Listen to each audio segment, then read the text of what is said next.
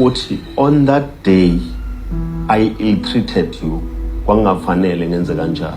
Lapha kuma-diaries abantu abaningi bacabanga ukuthi ngikhuluma ngesimo sakho. Wakhuluma ngaso phela. No, wakhuluma ngaso. Mthobeni don't. Wakhuluma ngaso mfowethu and okay. Yazi why ngithi wakhuluma ngaso? Yeah. Njengoba ukhulume ngaso kumina emehlweni. Okay. So lokho ama-diaries sekuwukuyo. Okay. Off camera. Okay. Sikhulume ngako wakusho ukuthi okay mzilikazi. Lento engicathi ngiyayicontributor yilutho versus into ekufuze efunwa wena ongayitholile. You are tired of waiting. Vele he said it emehlweni nami ukuthi he is tired of waiting. Why am I not conceiving naturally?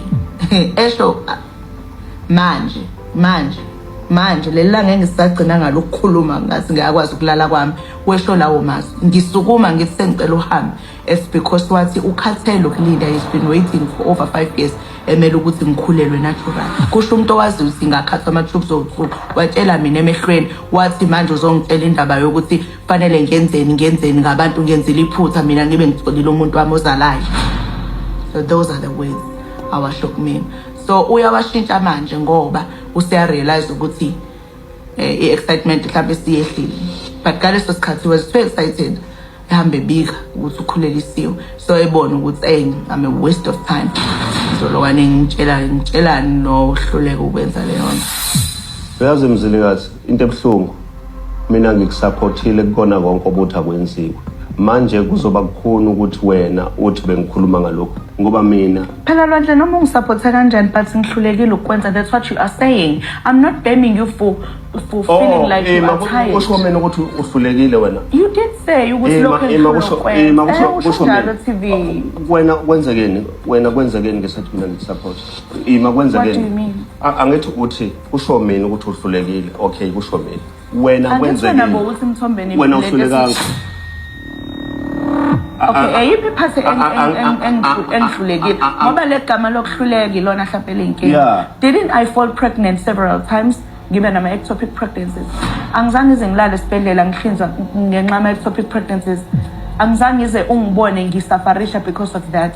Ikona ukuhluleka lokho. Is that what you regard as ukuhluleka? No, I'm asking. Ngifuna ukuba clear because when I'm told ukuthi ngihlulekile ngathi mhlambe angikhonanga ukukhulelwa. So angizange ngize yini ngizame nawe. Ngithi uthi wena mina ngathi uhlulekile. Ngithi wena uthini? Ufuna mina ngivumelane nawe ukuthi no awufuna uvumelane nami. Ngifuna uthi awuhlulekanga. Ungathi mina ngithena wena uhlulekile. Lwandle ngisho into eshilo njena. No mashobani. Mina nawe sihambile saya esibhedlela after sekwenzekile laba ectopic pregnancy. Siyozama ukuthi kube khona abantu. Okay. Kahluleka mina. Bengizomuza uMakhumalo. For the first time we see uMakhumalo and it's like really vulnerable. We see how it is actually affecting her in the mshado. And for the first time we see ukuthi ngempela uzizwa kanjani, you know. And also to see Mthombeni, his side, his vulnerable side as well, as to how it has affected him not being able to have children with Isithandwa Sakhe uMakhumalo. You know what I mean? So we hardly see that from men, and even when they try to express it or bazamubonisa lelo side, it's kind of difficult. I have to make everything about her because bengikhuluma ngami kuthiwa yonke into yenza kuwe eyakho. At the same time, we see gaslighting eyimseleku yena. As akakhulumeleki uzama ugaslight uMakhumalo into agreeing that uhlulekile vele. You get what I mean? So it's like, dude, to hear Makhumalo saying Umseleku said he's tired of waiting to have children and that he was bragging about his newborn baby. Oh guys, now that took me off. That took me out, Shem. Like, I can't deal anymore.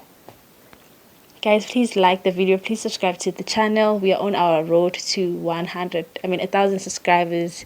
Please subscribe to the channel, like and comment down below, guys.